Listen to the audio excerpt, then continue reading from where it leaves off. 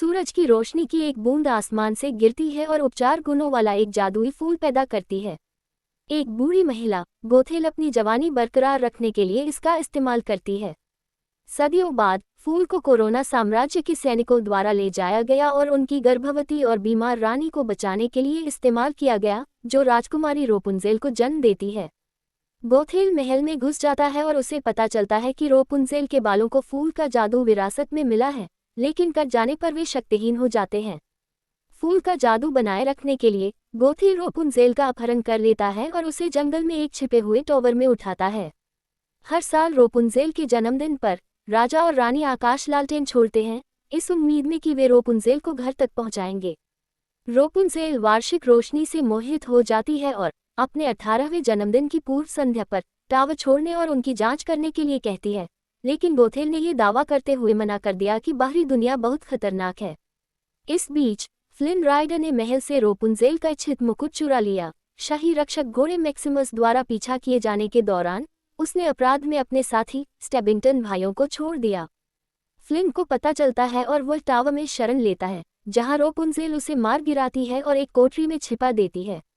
जब रापुंज़ेल उसे सबूत के तौर पर गोथेल को दिखाने का प्रयास करती है कि वह अपना बचाव कर सकती है, तो गोथेल रापुंज़ेल को डांटती है और कहती है कि रापुंज़ेल कभी भी टावर नहीं छोड़ेगी।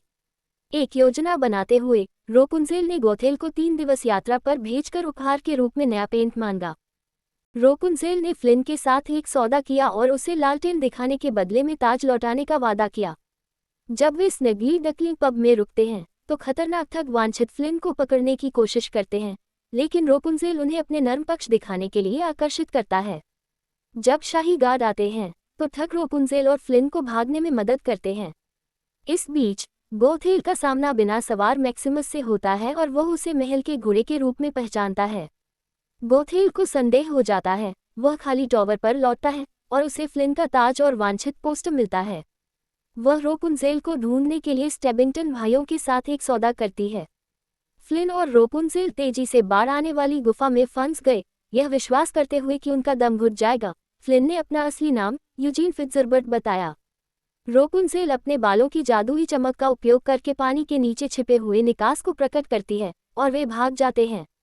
उस रात गोथेल अकेले रापुंज़ेल का सामना करता है और उसे मुकुट देता है और उससे कहता है कि वह अपनी वफादारी का परीक्षण करने के लिए इसे यूजीन को दे दे।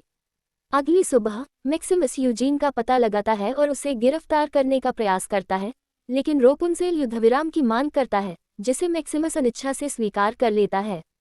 रापुंज़ेल और यूजीन राज्य में प्रवेश करते हैं और खोई हुई राजकुमारी के सम्मान में एक उत्सव में भाग लेते हैं। एक दिन के उत्सव के बाद वे लालटेन की रिहाई को देखने के लिए झील पर जाते हैं। रापुंज़ेल यूजीन को ताज देता है और वे अपने आपसी प्यार को कबूल करते हैं। जब यूजीन तट पर स्टेबिंगटन को देखता है तो वह माफ़ी मांगने जाता है और उन्हें मुकुट प्रदान करता है। भाइयों ने उसे बांध दिया और रापुंज़ेल को ये सोचकर धोखा दिया कि उसने उसे छोड़ दिया है। वे रापुंज़ेल को पकड़ने की कोशिश करते हैं, लेकिन गोथेल उन्हें मारकर बचा लेता है और रापुंज़ेल को वापस टावर। यूजीन को गिरफ्तार कर लिया जाता है, लेकिन मैक्सिमस और पब के ठग उसे भागने में मदद करते हैं। इस बीच रापुंज़ेल को एहसास हुआ कि उसने अपने पूरे जीवन में अवचेतन रूप से राज्य के मानक एक सुनहरे सूरज को अपनी कलाकृति में शामिल कर लिया है। यह महसूस करते हुए कि वह खोई हुई राजकुमारी है, उसने गोथेल का सामना किया और घोषणा की कि वह कभी भी गोथेल को अपने बालों का उपयोग करने की अनुमति नहीं देगी। यूजीन टावर पर आता है और रापुंज़ेल को बुलाता है। उसके बाल नीचे की ओर हैं, लेकिन ऊपर चढ़ने पर वह रापुंज़ेल को जंजीरों से बंधा हुआ और मुंह बंद हुआ पाता है। गोथेल ने यूजीन को पीछे से चाकू मारा और रापुंज़ेल को दूर खींचने का प्रयास किया, लेकिन वह गुस्से में विरोध करती है। हालांकि रापुंज़ेल ने गोथेल के साथ रहने का वादा किया अगर उसे यूजीन को ठीक करने की अनुमति दी गई।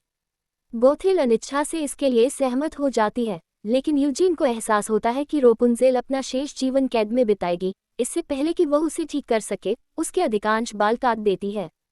भयभीत और क्रोधित गोथेल अचानक तेजी से बूढ़ा हो जाता है, फिर टावर से गिर जाता है और धूल में बदल जाता है। रापुंज़ेल यूजीन का शोक मनाती है, लेकिन उसका एक आंसू, जिसमें अभी भी फूल का कुछ जादू है, उसे पुनर्जीवित कर देता है। इसके बाद रापुंज़ेल अपने जन्म देने वाले माता पिता के साथ फिर से मिल जाती है और राज्य जश्न मनाता है।